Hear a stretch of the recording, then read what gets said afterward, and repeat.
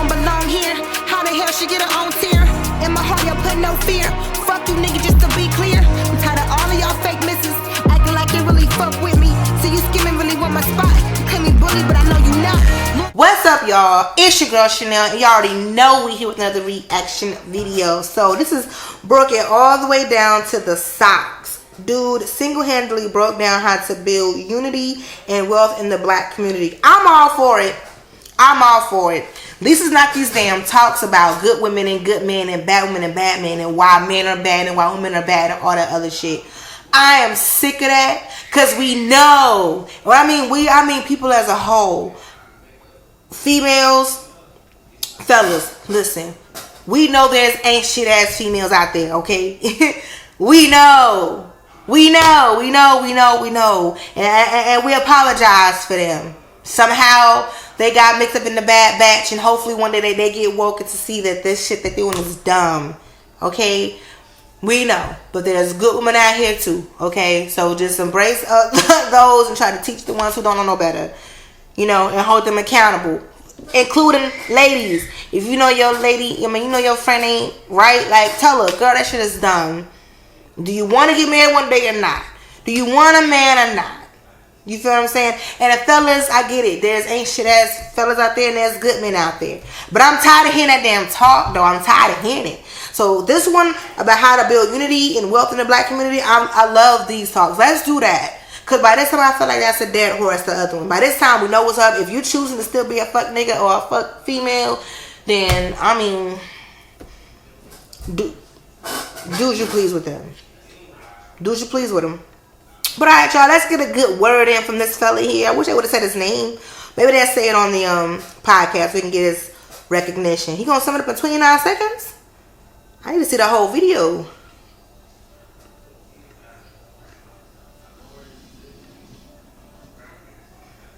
My husband was shocked when he realized this was no ordinary shelf. Look what arrived. Alright. Right now we talking about the branch of the issues, and the root of the problem comes from your home, your environment, not having a good education, right? Having a bad environment, seeing your family struggle, being in situations where you gotta survive and you go do what's necessary to survive. So unless you really like change the root condition, then you gonna consistently need the medicine, right? So the goal is like, how do we?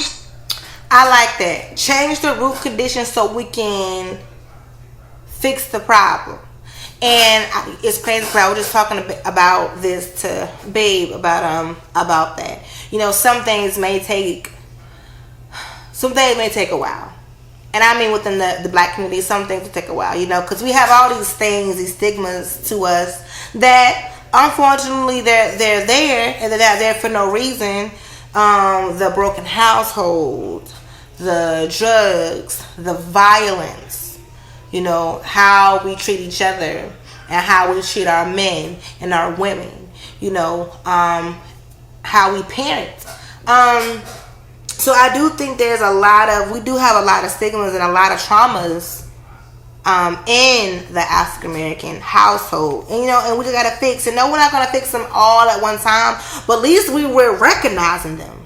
We're recognizing them, and things are starting to happen. Like I just said, you know, how the younger generation embracing parenthood. At one point, if you look back about 10, maybe 15 years ago, hell, in my case, 33 years ago, that was a thing.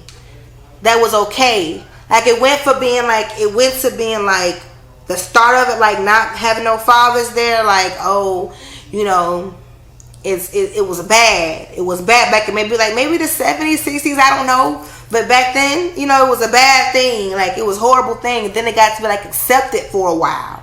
It was normal for a while. It's accepted, you know, in a black family that's a parent, especially a father, is not going to be there. But I do see, like I said, the dynamic changing. I do see a lot of fathers embracing, young men embracing fatherhood, taking care of their kids. I love that. You know what I'm saying? I'm glad we are recognizing that and turning it around.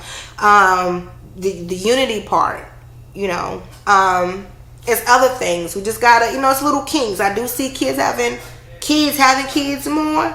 You know, that probably a little hiccup in the system, but at least these kids are like embracing being fathers, you know. So figure out the root problem at home. That's like, to me, I feel like I'm doing that with how I parent my kids.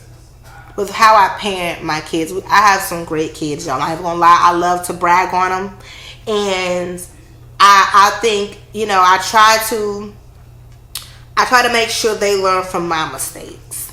You know what I'm saying? And some of my traumas. I make sure that I don't impose my traumas on them or whatever, and that they learn from my traumas. They might not know what my trauma is, but it doesn't matter. Long as the lesson is there. You feel me? My kid don't need to know what traumas I went through. They just need to know the lessons that I'm going to install on them, so they won't have the same repeat offense. The disease from happening. The disease is the mentality that you have. So by the time you in the streets, you already caught the disease that's called a street nigga. I would love to see the rest of that interview. So what is that? That's necessary. I see the word necessary. That's all I see on there. So maybe I can do that in YouTube. Just type that. I would love to see the rest of that interview, because I am ready for a fix, you guys. For real, for real. I am ready for a fix within the African American community. I see music is taking a change too. Have y'all noticed that? Have y'all noticed that music is taking a change a bit? Like, people are starting to want real music. We're tired of that. We're getting to be kind of like tired of that thought music, tired of that killing music, tired of that drill music. Like, we want to hear some stuff we can relate to. If we don't wake up, everybody don't wake up on demon time. Everybody don't wake up on Thottism time. Everybody don't, you know, people.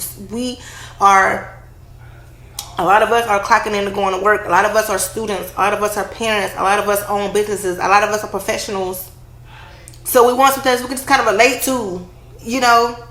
So I do see that, you know, making a change into the industry, into the African American as well community. So yeah, like I'm just ready for like the fixes to start happening. You know, whether it take 1 year, 2 years, 3 years, 5 years, decades, whatever. I'm ready for the change to start happening.